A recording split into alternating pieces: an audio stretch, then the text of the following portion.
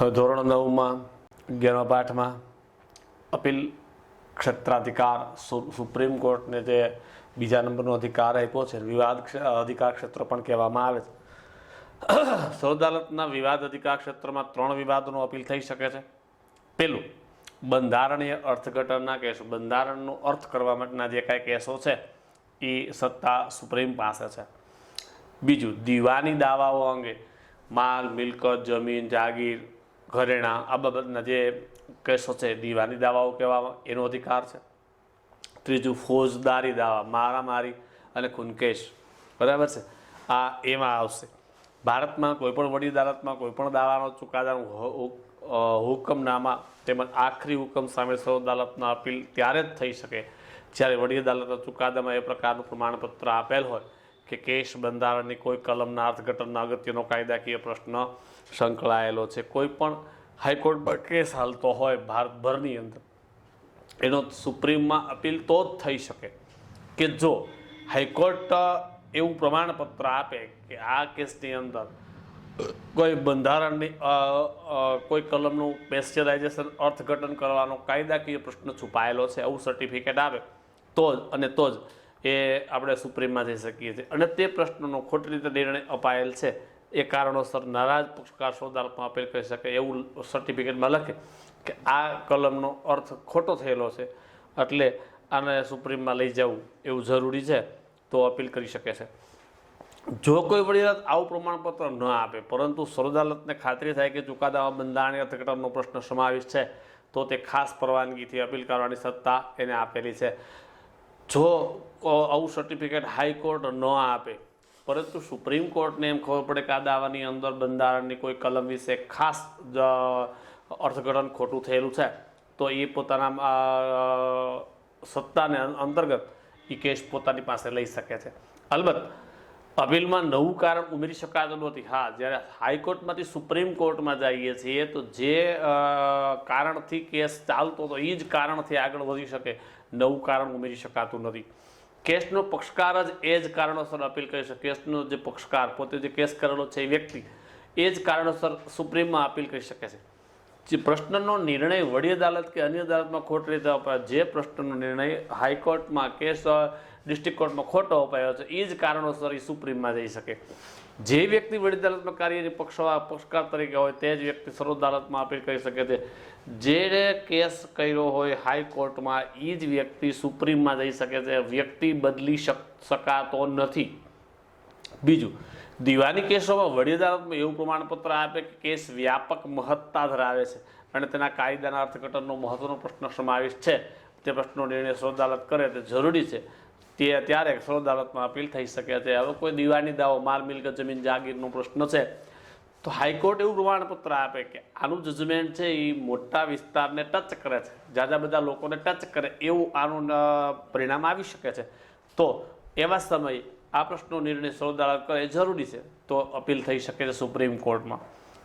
કોઈપણ વડી અદાલતના 1 લાખથી વધુ રકમના દીવાની દાવાઓ ચુકાદો નિર્ણય વિરુદ્ધ સર્વોચ્ચ અદાલતમાં અપીલ થઈ શકે છે. 1 લાખથી વધારે રકમનો દાવો હોય તો જ સુપ્રીમમાં આ અદાલતમાં કેસ થઈ શકે છે. 1 લાખથી નીચેની રકમનો દાવો સુપ્રીમમાં લઈ શકાતો નથી.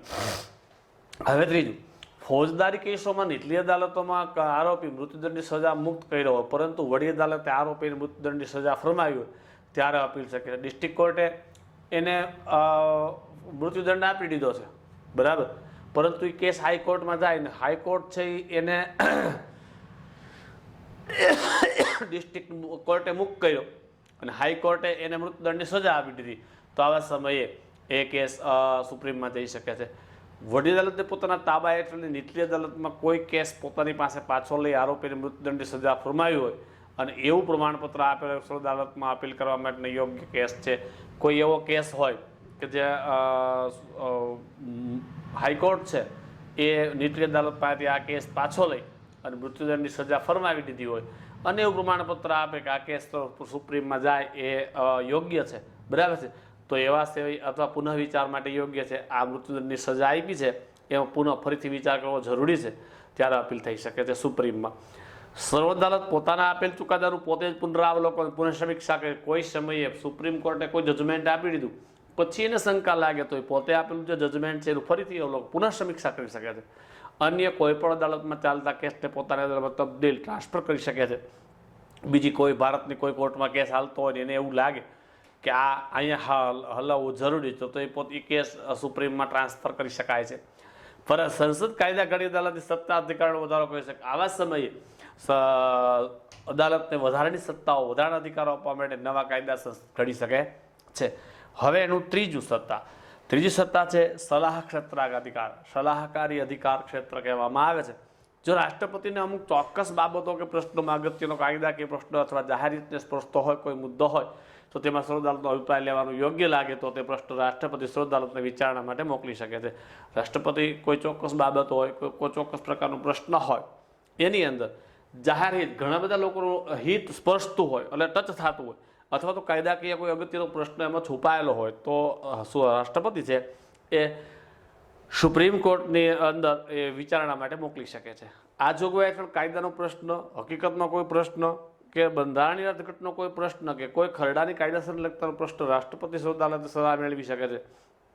જોગવાઈ એવી છે બરાબર છે કે હકીકતમાં જે પ્રશ્નો છે એનો સોલ્યુશન આપવું, બંધારણીય અર્થઘટનનું સોલ્યુશન આપવું અથવા કોઈ ખરડો મૂક્યો છે કોઈ રાજ્યસભામાં કે લોકસભામાં એ કાયદેસર છે કે નહીં એ તપાસવું રાષ્ટ્રપતિ સર્વોચ્ચ અદાલત સલાહ મેળવી શકે છે.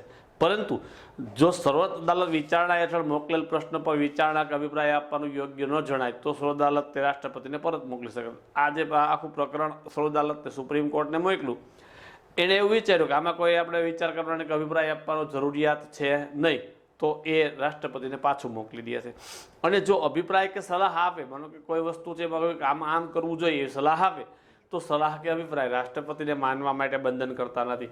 એણે આપેલી સલાહ છે એ રાષ્ટ્રપતિને માનવી ફરજિયાત છે નહીં. માને પણ ખરા અને ન પણ માને. હવે અન્ય સત્તાઓની વાત કરીએ. અદાલતને અગાઉ આપેલ પોતાના નિર્ણય કે ચુકાદાની પુનઃ સમીક્ષા કરવાની સત્તા છે. સુપ્રીમ કોર્ટે જો કોઈ અગત્યનો નિર્ણય આપેલો હોય અને ફરીથી એને એમ લાગે તો પુનઃ સમીક્ષા ફરીથી વિચારણા કરી શકે છે. સર્વોચ્ચ અદાલત તિરસ્કાર માટે સજા ફરમાવી શકે છે. અદાલતનો કોઈ હુકમ ન માનવો એને તિરસ્કાર કહેવામાં આવે છે. તો તિરસ્કાર થયેલું હોય તો સજા ફરમાવી શકે છે. રાષ્ટ્રપતિ કે ઉપરાષ્ટ્રપતિની ચૂંટણી માટે ચૂંટણી પંચના ચૂંટણી વિષયક વિવાદ ઉકેલવાની સત્તા છે. રાષ્ટ્રપતિની ચૂંટણી હોય, ઉપરાષ્ટ્રપતિની ચૂંટણી હોય અથવા ચૂંટણી પંચની કોઈ ચૂંટણી બાબતની કોઈ વિવાદ એટલે કે ઝઘડો થયો હોય તેનો ઉકેલ આપવા, એનો જવાબ આપવાની, જજમેન્ટ આપવાની સત્તા છે. નાગરિકોના મૂળભૂત હકોનું રક્ષણ કરવા સંબંધમાં કારોબારી કોઈ પગલાં, કાયદાના આદેશ, હુકમ કે જે બંધારણને સુસંગત નથી તેને આધારે હુકમો અને ગેરબંધારણી રદબાતલ કરવાની સત્તા ધરાવે છે. હવે નાગરિકોના મૂળભૂત હકનું રક્ષણ કરવાની ફરજ સુપ્રીમ કોર્ટની છે. બરાબર. આ રક્ષણ કરવા સંબંધમાં કારોબારીએ કોઈ પગલાં લીધા, કોઈ કાયદો કે આદેશ આપ્યો પરંતુ કે હુકમ આપ્યો તો બંધારણ સાથે એ હુકમ કે આદેશ બંધારણ સાથે સુસંગત નથી તો એ હુકમ અને બંધારણની વિરુદ્ધ છે, રદબાતલ કેન્સલ કરી શકવાની સત્તા ધરાવે છે. આ સત્તા તેને બંધારણીય રાજના હકના રક્ષણ હેઠળ બંધારણમાં સર્વોચ્ચને આપવામાં આવી છે. આપણો 6 નંબરનો જે અધિકાર છે બંધારણીય ઇલાજનો અધિકાર, એને અંતર્ગત આ સત્તા સુપ્રીમ કોર્ટને આપેલી છે. બંધારણમાં સર્વોચ્ચ અદાલતને આ સત્તા આપેલી છે. આમ સર્વોચ્ચ અદાલત બંધારણના અનેક અને નાગરિકોના હકોના રક્ષક અને વાલી તરીકેની ફરજ અદા કરે છે. આ સુપ્રીમ કોર્ટ છે એ બંધારણનું રક્ષક છે, નાગરિકોનું રક્ષક છે અને બેયનું વાલી છે. બરાબર છે. વાલી એટલે શું? વાલી એટલે પિતા સિવાયના તમામ વડીલ વ્યક્તિ જે આપણું હિત ઈચ્છે છે એવી વ્યક્તિ એને વાલી કહેવાય. તો અહીંયા આપણું હિત ઈચ્છવાની વાત આવે છે એટલે એને વાલી કહેવામાં આવે છે. હવે એવું નઝીરી અદાલત, બરાબર છે, કોર્ટ ઓફ રેકોર્ડ્સની ઇંગ્લિશમાં એવું કહેવામાં આવે છે. નઝીરી અદાલત એટલે એવી અદાલત કે જેનું રેકોર્ડ પુરાવાકીય મૂલ્ય ધરાવે છે. પુરાવો આપવા માટે એની કિંમત છે. જ્યારે તે રજૂ કરાય ત્યારે તે કાયદેસરતા સામે કોઈ વાંધો લઈ શકાતો નથી. પુરાવા સામે એને રજૂ કરવામાં આવે તો કોઈ ભારતનો નાગરિક વાંધો લઈ શકતો નથી. બરાબર છે. કેવી રીતે? તમે ગણિતની અંદર પ્રમેય ભણતા હોય તો પ્રમેયની અંદર તમે અમુક નિર્ણય એવો આપે, સીધું તમે પરિણામ લખી નાખો. કાઉન્સમાં તમે લખો છો કે આ નિર્ણય ખુબા નામની પૂર્વધારણાને આધારે લીધેલ છે તો એ ખુબા છે એ સાબિત થયેલું છે, એની સામે કોઈ વાંધો લઈ શકાતો નથી. એમ આને પુરાવા તરીકે કોઈ વસ્તુ ટાંકવામાં આવે તો એ સ્વીકારવા સિવાય કોઈ વિકલ્પ હોતો નથી. અદાલતના ચુકાદો અથવા નિર્ણયો કાયમી દસ્તાવેજ છે. સુપ્રીમ કોર્ટે જે અદાલતમાં ચુકાદો આપ્યો છે, જે નિર્ણય આપ્યો છે, એ દરેક અદાલત માટે કાયમી દસ્તાવેજ બની જાય છે અને તે સર્વેને શિરોમાન્ય, દરેક અદાલત અને દરેક નાગરિકને શિરોમાન્ય એટલે કે એને બધાને માન્યતા આપવાની છે. તેનો ઉપયોગ તાબાની અદાલતો મુકદ્દમાનો નિર્ણય વખતે સંદર્ભ તરીકે લેવાય. તાબાની, સુપ્રીમ સિવાયની જે કાંઈ અદાલતો જ્યારે કોઈ કેસ હાલતો હોય તો એનો તાબાની અદાલતો એ મુકદ્દમાનો નિર્ણય સંદર્ભ કે આ તમે શા માટે નિર્ણય આપ્યો, તો કે સુપ્રીમ કોર્ટે તારીખ એટલાના રોજ આપેલા નિર્ણય પ્રમાણે એવું લખી શકે. તેના ધારાધોરણો તાબાની અદાલત માટે બંધન કરતા હતા. એના જે કાયદાઓ છે દરેક તાબાની અદાલતને માનવા પડે છે. તેના પ્રત્યે અવગણના કે તિરસ્કાર બતાવનારને સજા, જો આ કાયદા પ્રત્યે કોઈ અવગણના કરે કે એનો તિરસ્કાર એટલે ત્યાજ્ય કરે તો બતાવના એવા વ્યક્તિઓને સજા પાત્ર ઠરે છે. કેવી રીતે, કેમ પુરાવો આપી શકાય એની તમને એક હું ઉદાહરણ આપું. હૈદરાબાદની કોર્ટની અંદર એક પરિસ્થિતિ સર્જાણી. દરેક કોર્ટ છે એ નજીરી અદાલત પણ છે, બરાબર છે. તો એક એવો કેસ આવ્યો કે એક પતિ પત્ની હતા, ઝઘડો થયો, પત્નીને કાઢી મૂકી. તો પત્ની તો ક્યાં જાય, એના પપ્પા પાસે ગઈ.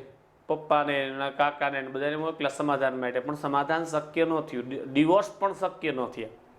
પછી કોને લઈને જાય? જ્ઞાતિના બે આગેવાનો જેણે સંબંધ કરાવ્યો છે એને લઈને ગયા, પણ એ પણ નિષ્ફળ રહ્યા. હવે શું? હવે તો એના માટે એક જ વિકલ્પ, ખાધા ખોરાકીનો દાવો કરવો જોઈએ. પણ એવા સમયે આ જ્યારે બાઈને કાઢી મૂકી હતી ત્યારે એનો પતિ જે કામ કરતો હતો એ માત્ર અને માત્ર 2 ટાઈમ ખાવા સિવાય પૈસા વધતા નહોતા, બરાબર. તો નિયમ પ્રમાણે 30% ગવર્મેન્ટ કોર્ટ મંજૂર કરી શકે ખાધા કોઈ, પણ આની પાસે કાંઈ હતું જ નહીં. 30%માં શું આવે? તો એણે કશો કેસ કર્યો નહીં. હવે ઓલો ભાઈ જે થોડું કમાતો હતો એમાં એને હરખું આવ્યું અને 20 વર્ષ જેવો લાંબો સમયગાળો વયો ગયો. 20 વર્ષે એ માણસ કરોડપતિ બની ગયો. હવે એની પત્નીને લાલચ જાગી કે હવે હું ખાધા ખોરાકીનો દાવો કરું તો 30% રકમમાં મને ઘણા બધા પૈસા મળશે, બરાબર. એટલે એને કોર્ટમાં કેસ કર્યો કે મને મારા પતિએ કાઢી મૂકેલી છે અને મને ખાધા ખોરાકી આપવી જોઈએ. એને કોર્ટમાં કેસ આવેલો. જજશ્રીએ એક જ પ્રશ્ન પૂછ્યો, ભાઈ તમને કાઢી મૂક્યા ત્યારથી 20 વર્ષ તમને ભૂખ નથી લાગતી? તો કે લાગતી. તો 20 વર્ષ કેસ કેમ ન કર્યો? કારણ કે તમારા પતિ પાસે કશું નહોતું અને એને ધ્યાને લઈને તમે કેસ નહોતો કર્યો. પણ એ નહોતું એને જોવાનું છે. ખાધા ખોરાકીના પૈસા મંજૂર થાય ગમે ત્યાંથી દેવા પડે, એ અમારો પ્રશ્ન છે, પણ તમે કર્યું નથી. હવે કરોડપતિ થયા તો તમને એની મિલકતમાં લાલચ જાગી છે, પણ તમને આમાંથી 1 રૂપિયો મળવા પાત્ર છે અને એવું હેરિટેજ જજમેન્ટ આવ્યું. હવે આ જજમેન્ટ આખું ફાઇલિંગ થઈને દરેક કોર્ટમાં મોકલવામાં આવ્યું. ત્યાર પછી ગુજરાતમાં આવો સેમ પ્રશ્ન બન્યો. 15 વર્ષ સુધી એ બાઈએ કેસ ન કર્યો. તો બસ એક જ હિયરિંગ પહેલી તારીખમાં કહી દીધું હૈદરાબાદની હાઈકોર્ટના નિર્ણય મુજબ મળવા પાત્ર નથી. કોર્ટનો અને વકીલોનો, જજનો સમય બચાવી શકાય તો એવો મુદ્દો ટાંકી શકાય એના માટે એ દસ્તાવેજો નજીરી અદાલતમાં સંચવાયેલા હોય છે. હવે જોઈએ વડી અદાલત એટલે હાઈકોર્ટ. ભારતના સળંગ સુગ્રથિત એકતંત્રીય પિરામિડ આકારના ન્યાયતંત્રની વ્યવસ્થા વચલી કડી રૂપ મહત્વની રાજ્ય સ્તરે આવેલ અદાલત તે વડી અદાલત છે. આપણે 3 ત્રિસ્તરીય માળખું છે. પેલું સુપ્રીમ કોર્ટ દેશ લેવલે, રાજ્ય લેવલે વડી અદાલત અને ડિસ્ટ્રિક્ટ અદાલતો, બરાબર છે. તો આ વચલી કડી છે. જે રાજ્યમાં વિસ્તારમાં સર્વોપરી આખા રાજ્યના વિસ્તારમાં હાઈકોર્ટ છે એ સૌથી મોટી કોર્ટ ગણવામાં આવે છે. પ્રત્યેક એકમ રાજ્ય એક વડી અદાલતની બંધારણમાં જોગવાઈ કરવા. બંધારણમાં એવું લખ્યું છે કે દરેક રાજ્યમાં એક હાઈકોર્ટ હોવી જરૂરી છે, પરંતુ 2 અથવા વધુ રાજ્ય માટે એક સામાન્ય વડી અદાલત રચવાની સત્તા રાષ્ટ્રપતિ, 2 કરતાં વધારે રાજ્યો વચ્ચે એક જ અદાલત આપવી એ સત્તા રાષ્ટ્રપતિને બંધારણે આપી છે. ભારતમાં આજે પણ પંજાબ, હરિયાણા અને ચંડીગઢ 3 રાજ્યો વચ્ચે એક જ વડી અદાલત છે. તે જ પ્રમાણે અસમની અંદર વડી અદાલતનો હુકુમત નીચે કોણ આવે છે? તો કે અસમ, મણિપુર, મેઘાલય, નાગાલેન્ડ, ત્રિપુરા, મિઝોરમ અને અરુણાચલ. આપણા 7 રાજ્યો વચ્ચે એક જ અદાલત છે, બરાબર છે. એના પ્રદેશ સુધી વિસ્તરણ. આવું શા માટે? તો કે એનું કારણ એ છે 7 રાજ્યોની વસ્તી ઓછી છે. બીજું, આ રાજ્યોની વસ્તી વચ્ચે મોટાભાગના આદિવાસીઓ છે. આદિવાસીઓના જે એના પ્રમુખ હોય એના જ નિર્ણય સર્વમાન્ય હોય છે. બહુ ઝાઝા કેસ કબાડા થતા નથી. તો બધાને બધાને રોકવા એને કરતાં એક હાઈકોર્ટ હોય તો એ ચાલે એમ છે, માટે ત્યાં એને 7 વચ્ચે એક જ હાઈકોર્ટ આપેલી છે. હવેની રચના: વડી અદાલતના મુખ્ય ન્યાયાધીશ નિમણૂક રાષ્ટ્રપતિ સર્વોચ્ચ અદાલતના વરિષ્ઠ ન્યાયાધીશ અને સંબંધિત રાજ્યના રાજ્યપાલ સાથે ચર્ચા વિચારણા કરે છે.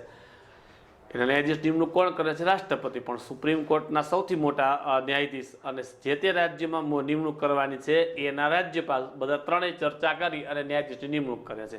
આ ન્યાયાધીશ નિમણૂકમાં વડી અદાલતના મુખ્ય ન્યાયાધીશ સાથે વિચાર વિમર્શ કરવામાં આવે છે. મુખ્ય ન્યાયાધીશ છે એની સાથે વિચાર કરીને પછી આ નિર્ણય લેવામાં આવે છે. અલબત્ત રાષ્ટ્રપતિ એટલે વડાપ્રધાન ને પ્રધાનમંત્રીની સલાહ અનુસાર વર્તનાર રાષ્ટ્રપતિ એ અભિપ્રેત છે. રાષ્ટ્રપતિ કોણ? તો વડાપ્રધાન અને પ્રધાનમંત્રી જેમ સલાહ આપે એમ એને કામ કરવાનું છે એવો વ્યક્તિ રાષ્ટ્રપતિ. બરાબર છે. તેથી વડાપ્રધાન અને મુખ્યમંત્રી સાથે ચર્ચા વિચારણા કર્યા અનુસાર વડી અદાલતના ન્યાયાધીશો નિમણૂક થાય છે. વડાપ્રધાન સાથે ચર્ચા વિચારણા થાય છે અને મુખ્યમંત્રી સાથે ચર્ચા વિચારણા કરી અને પછી વડી અદાલતના ન્યાયાધીશોની નિમણૂક કરવામાં આવે છે. વડી અદાલતના ન્યાયાધીશોની મુદ્દત 62 વર્ષની. જો બેટા સુપ્રીમમાં 65, હાઈકોર્ટમાં 62 છે, બરાબર યાદ રાખવાનું છે. તેઓ રાષ્ટ્રપતિને સંબોધીને રાજીનામું આપી શકે છે. જો એને રાજીનામું આપવું હોય તો એ રાષ્ટ્રપતિને સંબોધન કરીને આપે છે. વડી અદાલતના કોઈપણ ન્યાયાધીશને સાથેની સામેના ગેરવર્તન કે ગેરરીતિના કારણોસર રાષ્ટ્રપતિ બંધારણની જોગવાઈ અનુસાર સંસદમાં મહાભિયોગની કાર્યવાહી પ્રક્રિયા પૂર્ણ કરી આરોપ સાબિત થયેથી હોદ્દા પરથી બરતરફ કરી શકે છે. આપણે ઓલામાં મહાભિયોગની કાર્યવાહી સુપ્રીમ કોર્ટમાં જોયું હતું કે જો કોઈ હાઈકોર્ટનો જજ છે ગેરરીતિ કરે કે કોઈ બંધારણની જોગવાઈથી વિરુદ્ધ પ્રકારનું વર્તન કરે, ભ્રષ્ટાચાર કરે, તો હાઈકોર્ટ વડી અદાલત છે એના ન્યાયાધીશની કાર્યવાહી સંસદમાં મહાભિયોગ બરાબર 2/3 બહુમતીથી કાર્યવાહી થાય, આરોપ સાબિત થઈ જાય તો એને સસ્પેન્ડ કરવામાં આવે છે. વડી અદાલતના ન્યાયાધીશોની ભારતમાં કોઈ પણ રાજ્ય બદલી થઈ શકે છે. ગુજરાતમાંથી ગમે ત્યાં બદલી થઈ શકે છે. બરાબર છે. બધી જ વડી અદાલતો ન્યાયાધીશ સંખ્યામાં એક સરખી હોતી. દરેક રાજ્યની હાઈકોર્ટની અંદર જે બેચ હોય છે એની સંખ્યા એક સરખી હોતી નથી. રાષ્ટ્રપતિને જરૂર જણાય તેવા પડતર કેસોની સંખ્યા કામકાજના બોજો ધ્યાનમાં લઈ 2 વર્ષ માટે એડ હોક ધોરણે વધારાના કાર્યકારી હાઈકોર્ટના ન્યાયાધીશો નિમણૂક કરી શકે. રાષ્ટ્રપતિને એવી ખાતરી થાય કે હાઈકોર્ટની અંદર કેસોનો ભરાવો ઝાઝો થઈ ગયો છે તો 2 વર્ષ માટે તદ્દન હંગામી ધોરણે હાઈકોર્ટના જજ તરીકેની નિમણૂક આપે. 2 વર્ષ પૂરતું. 2 વર્ષ પછી આપમેળે છૂટા થઈ જાય છે. સર્વોચ્ચ અદાલત અને વડી અદાલતનું કામકાજ અંગ્રેજી ભાષામાં થાય છે, મોટાભાગે અંગ્રેજી. પણ જો કોઈ રાજ્યની ધારાસભા પોતાની રાજ્યની ભાષામાં જે તે રાજ્યની વડી અદાલતમાં પોતાનું કામકાજ કરી શકે એવો ઠરાવ પસાર કરે તો રાજ્યની વડી અદાલત તે ભાષામાં કામ કરી શકે છે, મોટાભાગે અંગ્રેજીમાં. પણ રાજ્યની સરકાર છે એ ઠરાવ પસાર કરે કે અમારી ભાષામાં કાર્યવાહી કરવી છે તો એને પોતાની ભાષામાં કાર્યવાહી કરવાની છૂટ આપવામાં આવે છે. હવે આની લાયકાત: બંધારણની જોગવાઈ અનુસાર વડી અદાલતના નિમણૂક પામનાર વ્યક્તિ તે ભારતનો નાગરિક હોવો જોઈએ. પહેલાનો જન્મ ભારતમાં થયો હોવો જોઈએ. ભારતના રાજ્યોમાં આવેલી કોઈ પણ નીચલી અદાલતમાં ઓછામાં ઓછા 10 વર્ષ સુધી ન્યાયિક હોદ્દો ધારણ કરેલો હોવો જોઈએ. નીચલી અદાલત, ડિસ્ટ્રિક્ટ કોર્ટ કે તાબાની કોર્ટમાં 10 વર્ષ સુધી ન્યાય લેવલે એનો હોદ્દો ધારણ કરેલો હોવો જોઈએ. પછી તેણે વડી અદાલતમાં ઓછામાં ઓછા 10 વર્ષ સુધી વકીલાત કરી હોય. તે ઉપરાંત રાષ્ટ્રપતિની દ્રષ્ટિએ ન્યાયવિદ, નિષ્ણાંત, બંધારણીય, પ્રસિદ્ધ કાયદાશાસ્ત્રી હોવો જોઈએ. જો 10 વર્ષ સુધી હાઈકોર્ટમાં એને વકીલાત તરીકે કામ કરેલું હોય તો પણ ચાલે છે. અથવા તો રાષ્ટ્રપતિ જે વિચારે છે એમાં ન્યાયવિદ, કોઈ મોટી કંપનીની અંદર ન્યાય નિષ્ણાંત તરીકે, બંધારણના નિષ્ણાંત તરીકે, અથવા તો પ્રસિદ્ધ કાયદાશાસ્ત્રી, કાયદાઓનું વિવરણ કરવાવાળા શાસ્ત્ર તરીકે એણે કામ કર્યું હોય અને રાષ્ટ્રપતિને એમ લાગે કે આ યોગ્ય લાયકાત છે તો, અને તેની ઉંમર 62 વર્ષ કરતાં ઓછી હોવી જોઈએ. આપણે સુપ્રીમમાં 65, આમાં 62. વડી અદાલતના ન્યાયાધીશ તરીકે નિમાયેલ વ્યક્તિ પોતાનો હોદ્દો ધારણ કરતા પહેલા રાજ્યના રાજ્યપાલ અથવા સંદર્ભમાં તેણે નિમેલ કોઈ વ્યક્તિ સમક્ષ પોતાના હોદ્દાની ગુપ્તતા કે હું મારા હોદ્દાને ગુપ્ત રાખીશ શપથ લેશે અને પ્રતિજ્ઞાપત્રો ઉપર સહી કરવાની હોય છે. બરાબર છે. હવે વડી અદાલતના અધિકાર ક્ષેત્ર આપણે વડી અદાલત ભણ્યા. હવે એનું અધિકાર ક્ષેત્ર જોઈએ. બરાબર છે. પેલું છે મૂળભૂત અધિકાર ક્ષેત્ર. બરાબર છે. આ 3 પ્રકારના અધિકાર ક્ષેત્રો છે. પહેલું અધિકાર ક્ષેત્ર મૂળભૂત અધિકાર.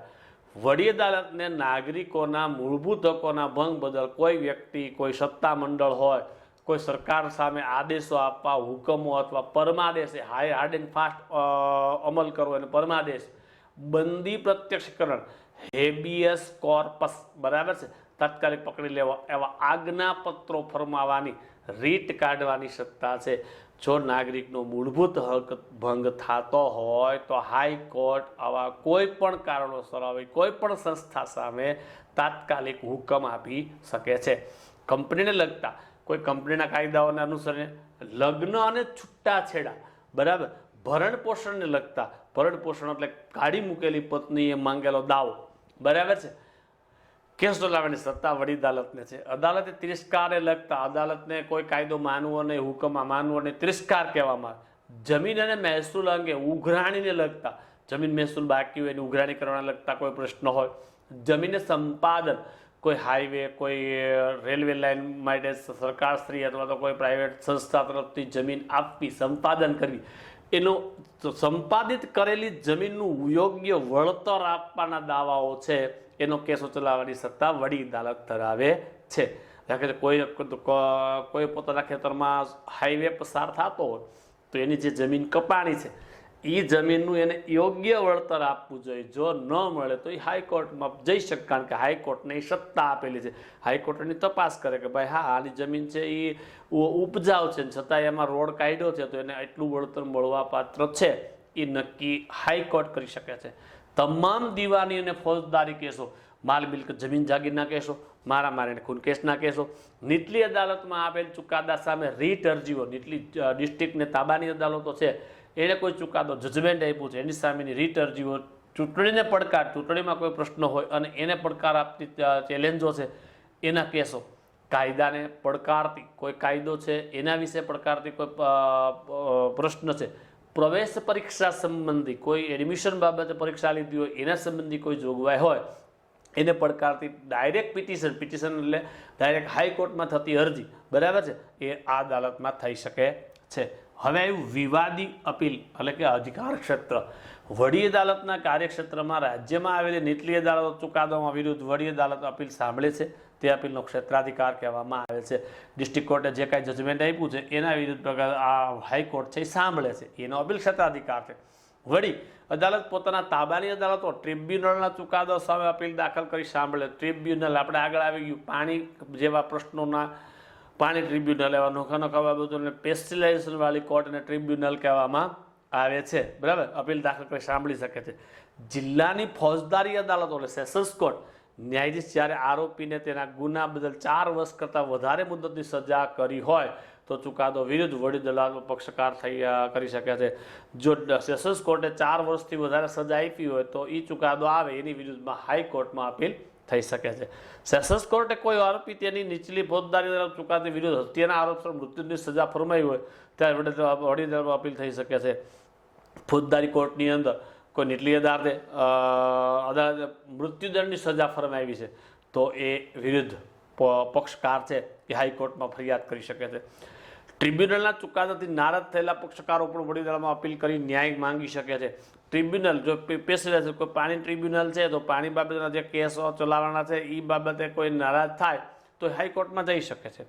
વડી અદાલત કોઈ કેસમાં બંધારણના અર્થઘટન સંબંધી કાયદાના મહત્વના પ્રશ્નો પર નિર્ણય કરવાનો અધિકાર ધરાવે છે.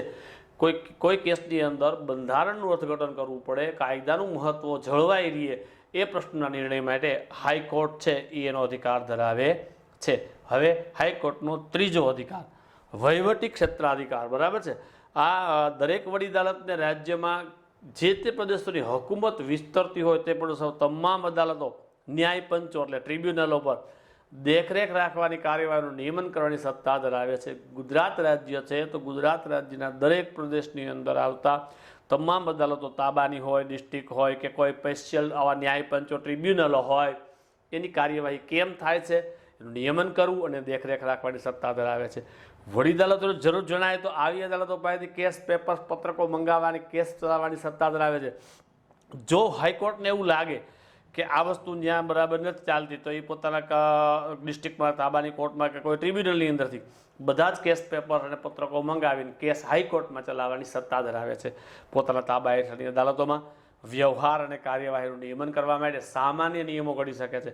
એની અંડરમાં આવતી જે કંઈ અદાલતો છે એના વ્યવહાર અને કાર્યવાહી, એને કેમ કાર્યવાહી કરવો, લોકો સાથે કેવો વ્યવહાર કરવો, એનું નિયમન એને નિયંત્રિત કરવો, આ સામાન્ય નિયમો પોતે ઘડી શકે છે. વડી અદાલતો વિવિધ પ્રકારની ફીના ધોરણો નક્કી કરી શકે છે. કયા કેસ માટે કેટલી ફી લેવી એ પણ નક્કી કરી શકે છે. કોષ્ટકો નક્કી કરી શકે છે, કોષ્ટક બનાવવાનું કે આ કેસ માટે એટલી ફી દેવી પડશે, બરાબર છે, એ કોષ્ટકો નક્કી થઈ શકે છે. આ બધી જ જોગવાઈ બંધારણને આધીન સુસંગત હોય છે. બંધારણથી વિરુદ્ધ એક પણ જોગવાઈમાં નિર્ણય લઈ શકાતો નથી. તાબાની અદાલતોને તેઓ હિસાબો અને નોંધો કેવી રીતે રાખવા તેનું માર્ગદર્શન આપી શકે છે. આવક થાય છે, કેસ ચલાવવા માટે કોર્ટ ફી ભરવી પડે છે, તો એ આવકનો હિસાબ કેમ રાખવો, એનો નોંધ કેમ કરવી, એ હાઈકોર્ટ છે એની તાબાની એટલે ડિસ્ટ્રિક્ટ કોર્ટ અને તાબાની કોર્ટને એને માર્ગદર્શન આપી શકે છે. વડી અદાલત નજીર અદાલત તરીકે કોર્ટ ઓફ રેકોર્ડનું સ્થાન ધરાવે છે. હાઈકોર્ટમાં પણ આપેલા જે જજમેન્ટો છે એ જજમેન્ટો સાચવી રાખવાના છે. તાબાની અદાલતો માટે એ કામમાં આવે છે, એટલે કોર્ટ ઓફ રેકોર્ડનું કામ કર્યા છે. વડી અદાલતે પોતે આપેલા ચુકાદાનો નિર્ણય યોગ્ય કે વ્યવસ્થિત સ્વરૂપમાં સંગ્રહિત કરી પ્રસિદ્ધ કરવાનું કાર્ય કરે છે. હાઈકોર્ટે જે જજમેન્ટ આપ્યા છે, જે ચુકાદાઓ આપ્યા છે, એનું વ્યવસ્થિત સમય સંગ્રહિત બુક બાઇન્ડિંગ કરી અને પ્રસિદ્ધ કરવાનું દરેક કોર્ટોને મોકલવાનું કાર્ય કરે છે. જે ચુકાદાઓ કે નિર્ણયો તાબાની અદાલતો માટે આખરી ગણાય છે, એનો ચુકાદો છે એ નીચેની આવતી અદાલતો માટે છેલ્લો ગણાય છે. અને ભવિષ્યમાં અન્ય મુકદ્દમાઓનો નિર્ણય લેવાનું માર્ગદર્શક બને. અન્ય બી સિવાયના જે મુકદ્દમાઓ છે એના માટે માર્ગદર્શક આવો જજમેન્ટ છે એ સંદર્ભ તરીકે ટાંકી શકાય છે. વકીલો તેની તરફેણના વિરુદ્ધમાં દલીલોમાં આ ચુકાદાનો સંદર્ભ તરીકે ટાંકી ઉપયોગ કરતા હોય છે. વકીલો જ્યારે દલીલ કરતા હોય ત્યારે દલીલમાં એવું ટાંકે કે હાઈકોર્ટે આપેલા આ તારીખના જજમેન્ટ પ્રમાણે આ વસ્તુ આમ થઈ શકે, એ સંદર્ભ ટાંકી શકે છે. આ અદાલતને પોતાના તિરસ્કાર બદલ સજા કરવાની સત્તા, જો એનો હુકમ હોય એ માને નહીં તો એને તિરસ્કાર કરવાની સજા આપી શકાય છે. ગુજરાતમાં વડી અદાલત સરખેજ, ગાંધીનગર હાઈવે 16 અમદાવાદમાં આવેલી છે. સામાન્ય રીતે દરેક રાજ્યની વડી અદાલતો એના પાટનગરમાં જ હોય છે, બરાબર છે. પણ ગુજરાતની અંદર આપણી હાઈકોર્ટ અમદાવાદમાં, પાટનગર, ગાંધીનગર એવું શા માટે? તો કે પહેલાં આપણું પાટનગર અમદાવાદ હતું, એટલે આ કોર્ટ બિલ્ડિંગ ત્યાં છે ને ન ત્યાં ફેરવવું માટે અમદાવાદમાં આવેલી છે.